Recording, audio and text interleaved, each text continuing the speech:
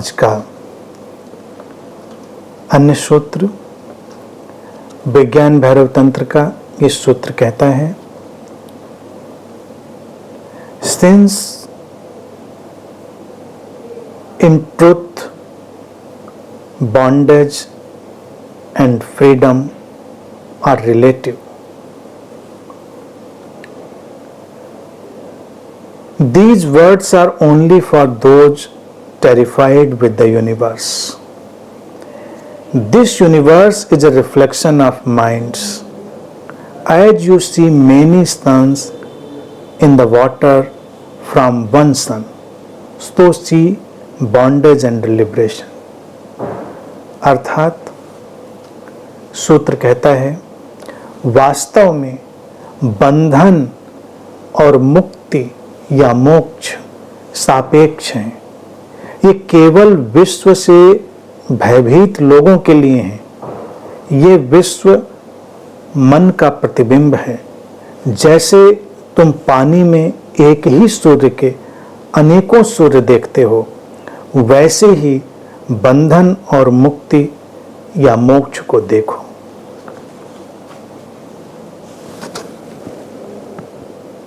अब ये पिछले सूत्र के ठीक बाद अद्भुत और कमाल का सूत्र, रूपांतरणकारी। बात को समझ लिया जाए फिर समझने के लिए कुछ और रहता नहीं। सारे विभाजनों को समाप्त कर देने वाला सूत्र। तंत्र का एक ही उद्देश्य है, जीवन की विभाजनकारी वृत्ति, डिविसिव पैटर्न, जो इस तरह की स्थितियां हैं उनको हटाकर जीवन को अखंड बना देना।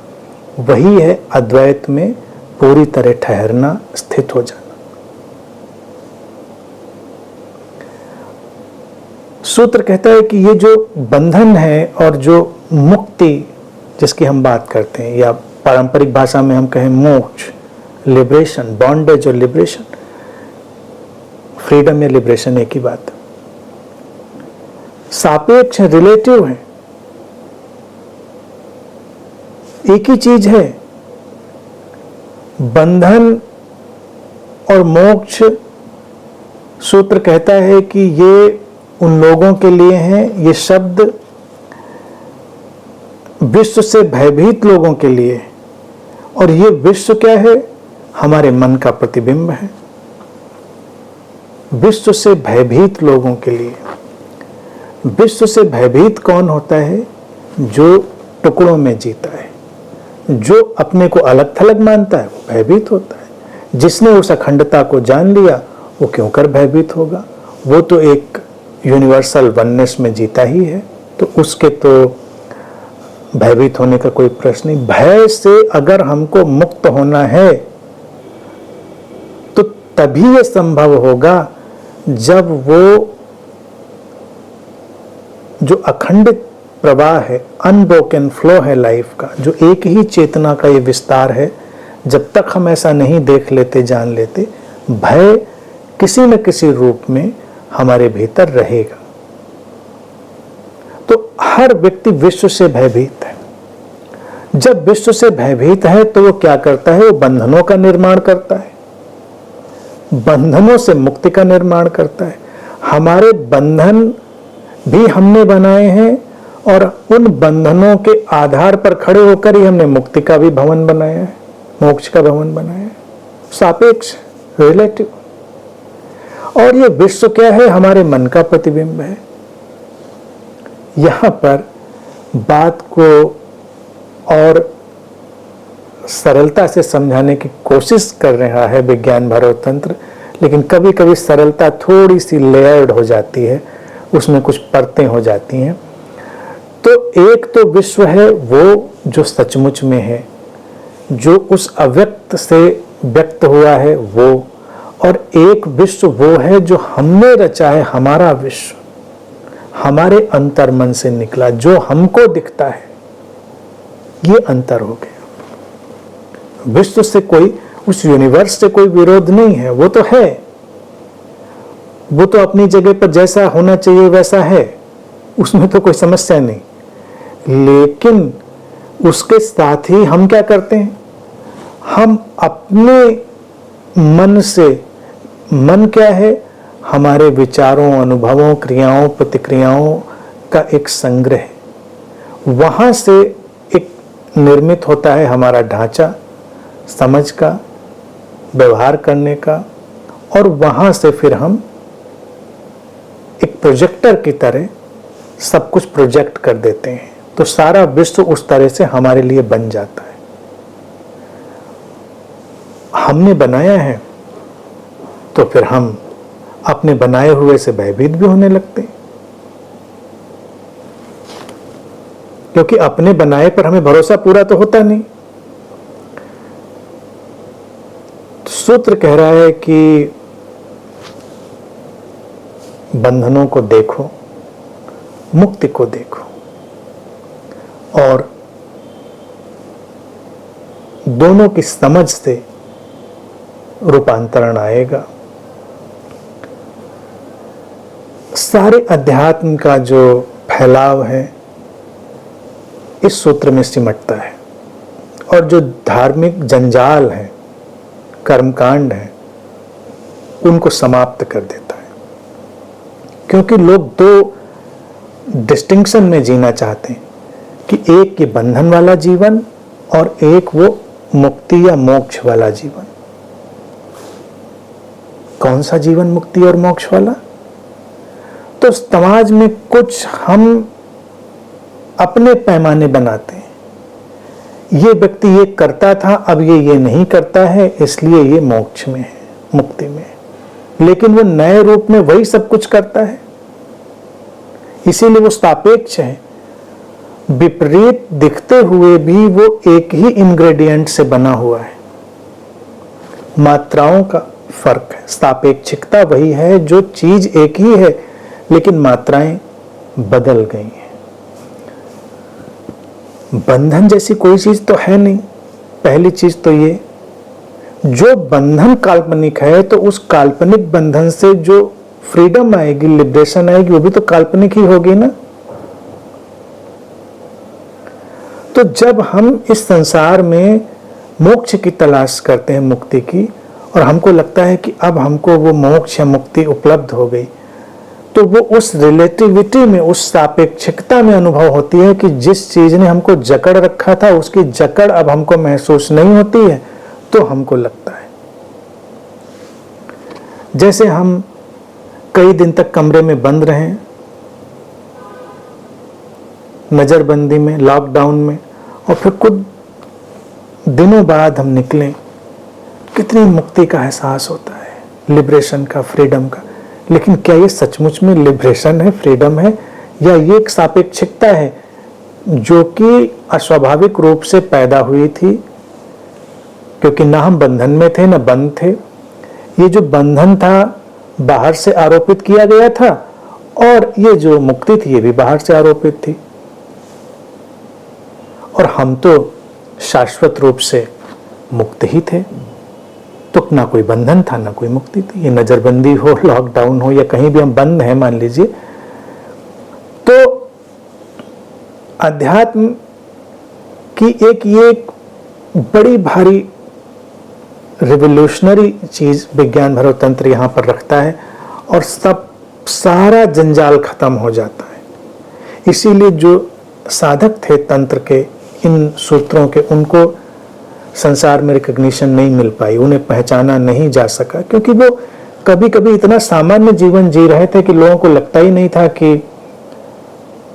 इनको मुक्ति मिली होगी। अब मुक्ति दिखनी चाहिए ना, मुक्ति।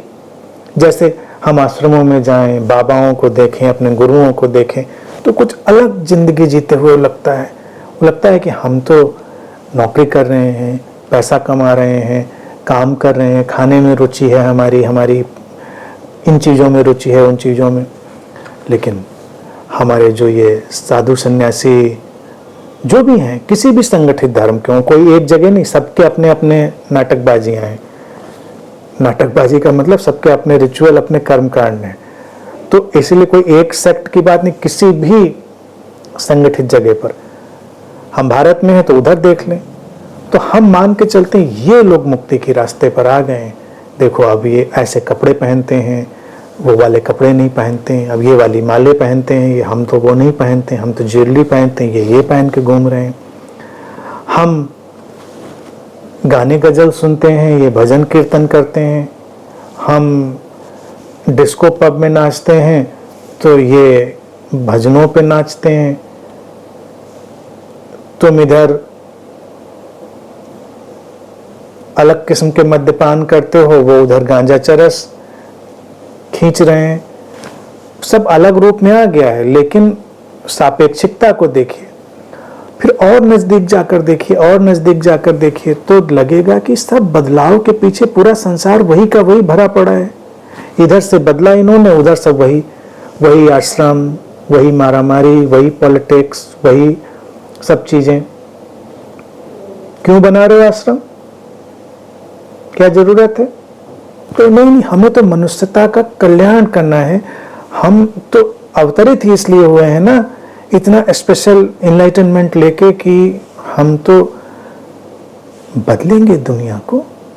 हम दुनिया को बदलने के लिए कॉन्ट्रैक्ट साइन किया है हमने, तो हम आश्रम बनाएंगे, हम तमाम तरह की चीजें करेंगे, और इसके नाम पर फिर क्या होगा? धीरे धीरे धीरे धीरे वही सारा संसार खड़ा हो जाएगा। सब कुछ वही व्यवस्थाएं, वही पॉलिटिक्स।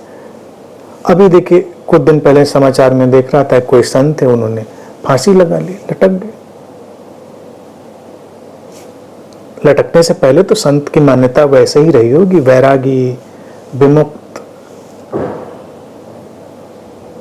क्यों?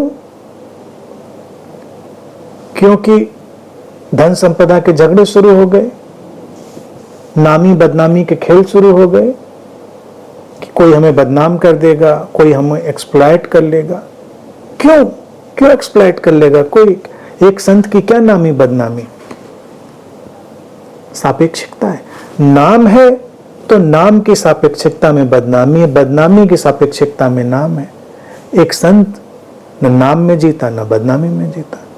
तुम कहो कि तुम दुनिया के सबसे बेकार इंसान हो, तो जो इस अंतर्दृष्टि वाला व्यक्ति होगा वो कहेगा हो सकता है, तुम कह रहे हो तो तुमको लगता होगा। तुम आकर उससे कहो कि तुम दुनिया के सर्वश्रेष्ठ इंसान हो सकता है, तुमको लगता है तो हो सकता है। वो अपने किसी कंसेप्ट को नहीं डालता। जब हम अध्यात्म के रास्ते पे चलते हैं तो अपने अच्छे होने के कंसेप्ट से भर जाते हैं, तभी तो उसमें इतनी धार आती है कि चुभ जाती है। सूत्र कहता है कि नहीं, ये सापेक्ष हैं, ये विश्व से भयभीत लोगों ने पैदा किए हैं और ये विश्व उनके मन का प्रतिबिंब बना है। इतने जोर देकर तंत्र ने इतने पहले इतनी महत्वपूर्ण बात कही। सोचो,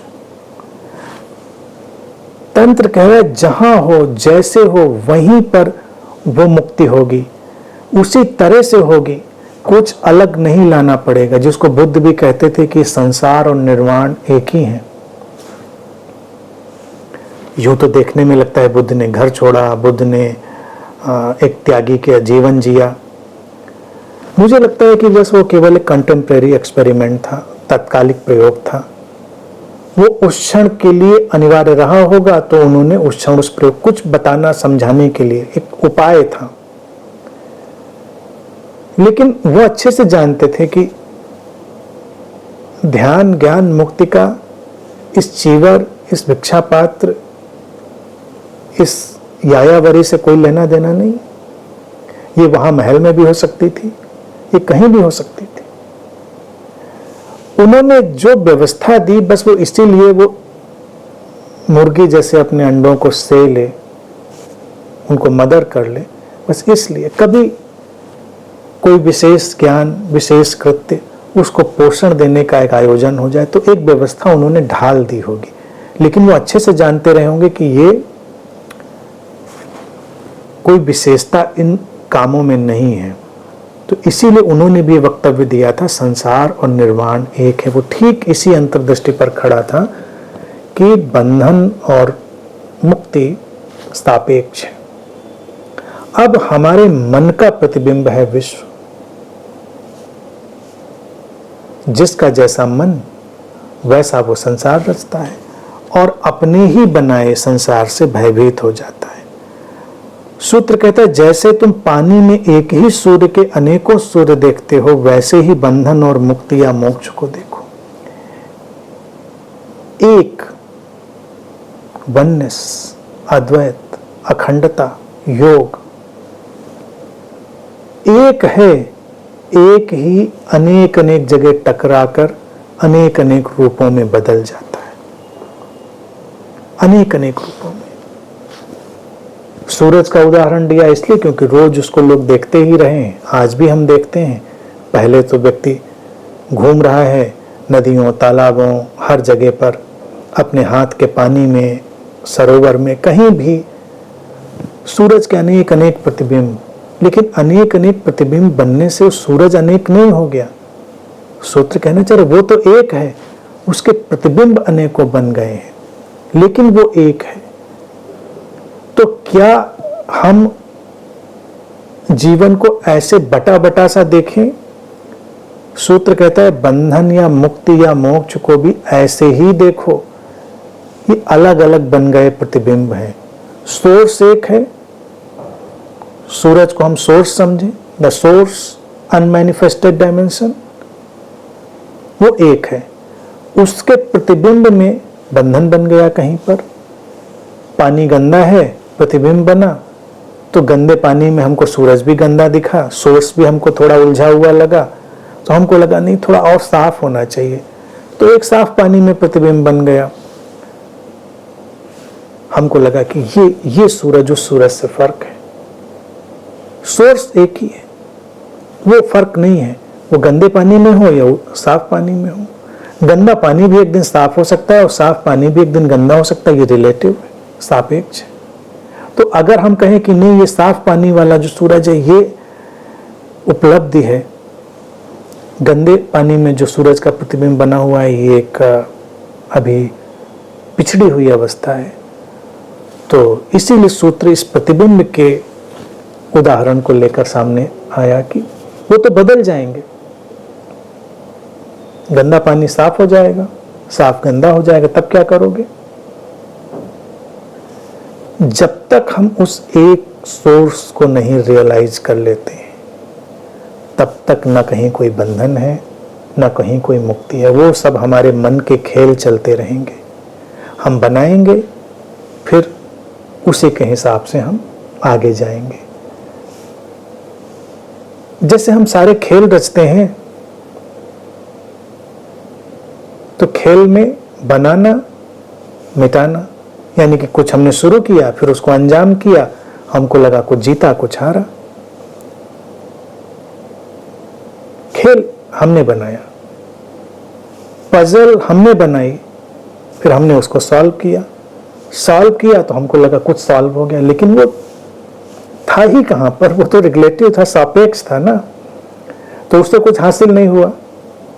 जैसे हम बहुत सारे जो गेम्स अपने गैजेट्स पे, कंप्यूटर पे या मोबाइल पे खेलते हैं, तो वो तो प्री प्रोग्राम्ड गेम है, कोई उसमें कॉम्प्लेक्सिटी है, इधर से उधर जाना है, ये करना वो करना है, तो आपने ये लेवल क्रॉस किया, वो लेवल क्रॉस किया, तो हमको लगता है कि हमने ये वाला लेवल अब पार कर लिया, हमने ये विक्ट्री कर ली, हमारे इतने पॉइंट बन गए।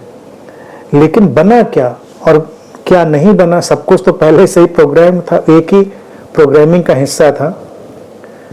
तो वो जो सोर्स है, वो जो स्रोत है, उससे ही सारा ये निर्माण हो रहा है। तो मनुष्य अपने विकास क्रम में एक और बड़ा खेल निर्मित करता है, वो खेल होता है स्पिरिचुअल गेम। वर्ल्डली गेम भी हैं, प्यार मोहब्बत के भी खेल हैं, दोस्ती दुश्मनी के भी खेल हैं, फिर अध्यात्म का खेल है, बंधन और मुक्ति का खेल। कि पहले बंधन बनाओ जो कि कहीं है नहीं।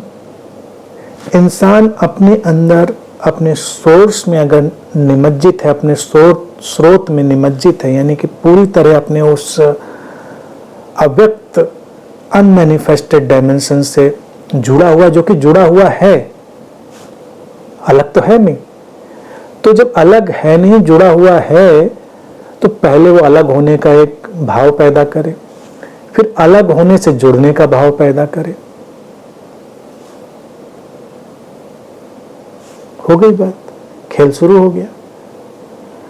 तो इसीलिए सूत्र ने कहा कि ये उन लोगों के लिए है जो अपने ही मन से रचे विश्व से भयभीत हो जाते हैं, क्योंकि कुछ दिन के बाद, रचने के बाद वो भूल जाते हैं कि इसको हमने ही रचा था।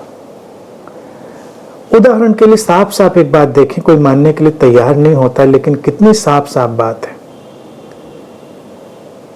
लोग थोड़ा डरते हैं ऐसी बातों को सोचने में। ये जो हमारा ईश्वर है, ये जो हमारे धर्म ग्रंथ हैं, कहीं आसमान से टपके हैं?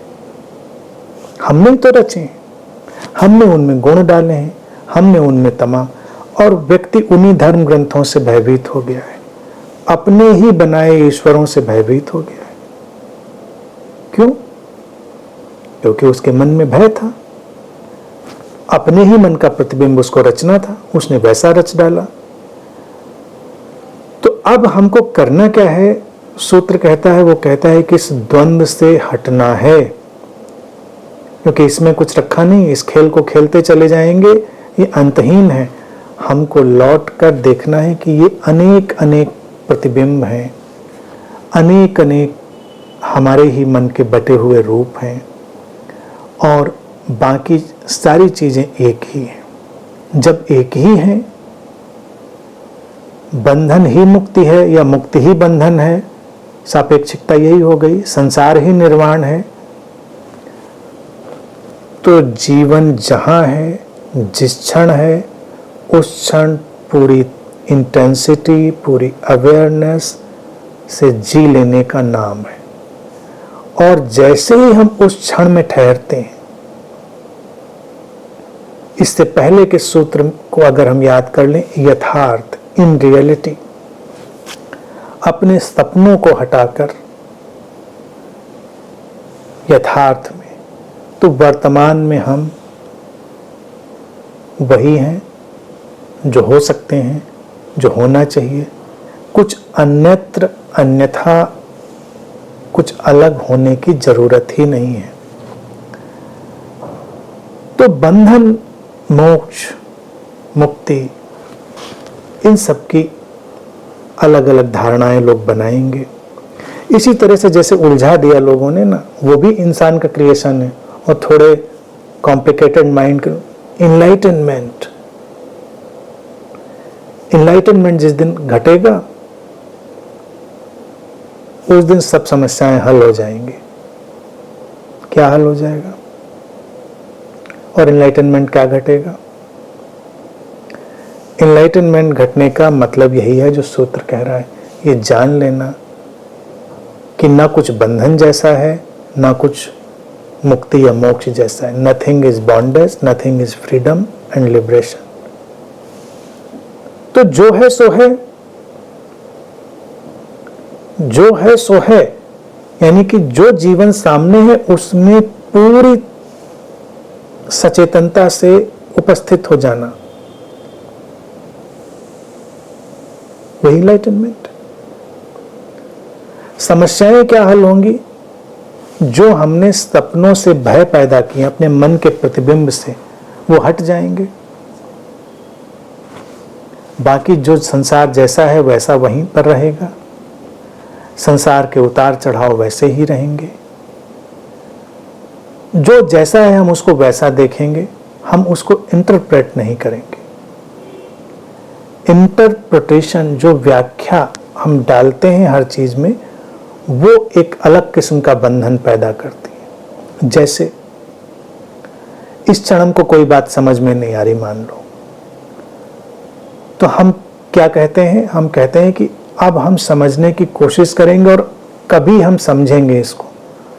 तो हमने एक भविष्य का निर्माण किया, और हमको अभी समझ में नहीं आ रही है, तो हमने थोड़ा सा अंदर छुपे तौर से या जाहिर तौर से अपने को कम समझदार माना। जबकि इस सूत्र को और इसके पिछले सूत्र और पिछले सूत्र, उनके अंतर्दृष्टियों को अगर देखें, तो बस इतनी ही बात कहते हैं कि इस क्षण नहीं समझ में आ रही, बात खत्म हो गई, आगे आएगी, जब आएगी तब आएगी।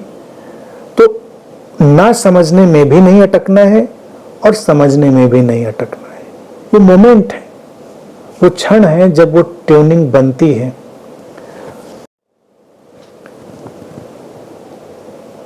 सपना हम क्या पैदा करते हैं, जो बात नहीं समझ में आई उसको समझा हुआ मान लेते हैं, जो समझ में आई उस पर हम ध्यान नहीं देते।